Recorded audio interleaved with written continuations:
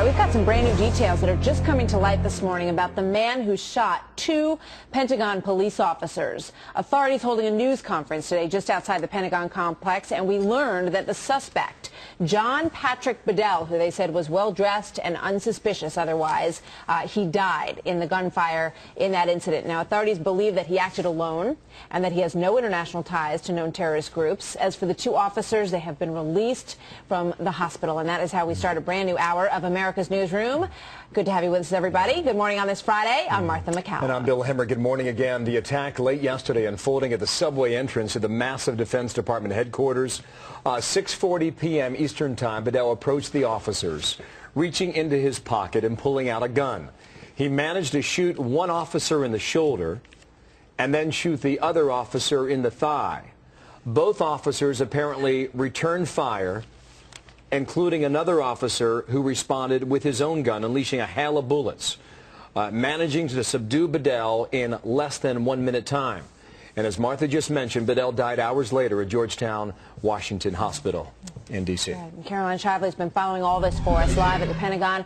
Caroline, the big question right now is why? Do we have any information on a possible motive? Well, the FBI has been brought in to try and answer that question. As you mentioned, Bedell was shot in the head, unable to speak, and died a few hours later, so he won't be providing any explanations.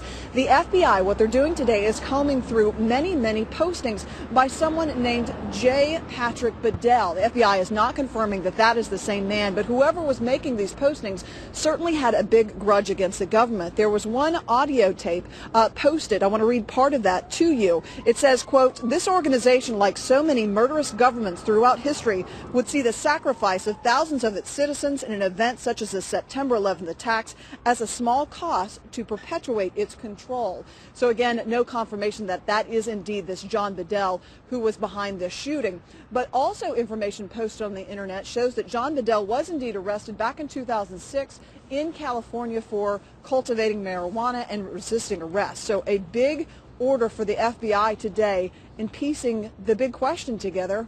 Why would you walk up to an officer 5 feet away and start firing, Martha? Yeah, and those officers responded very well, and there's nothing but praise for them this morning, right? Huge praise for them today. I mean, imagine someone shooting at you basically point blank, taking a gun out, a semi-automatic weapon, 9mm semi-automatic handgun, and going right after you. Those 3 officers responded immediately. They were able to get off this fatal shot against John Bedell. Interestingly enough, the police chief of the Pentagon Police told us this morning a lot of that is due to recent training they got after the Fort Hood shooting. Listen to Chief Keevil. All of you know that the active shooter issues we've had in the country over the last several months have brought a lot of focus on this in every police department, local, state, and federal. We're no exception. We serve a very large population.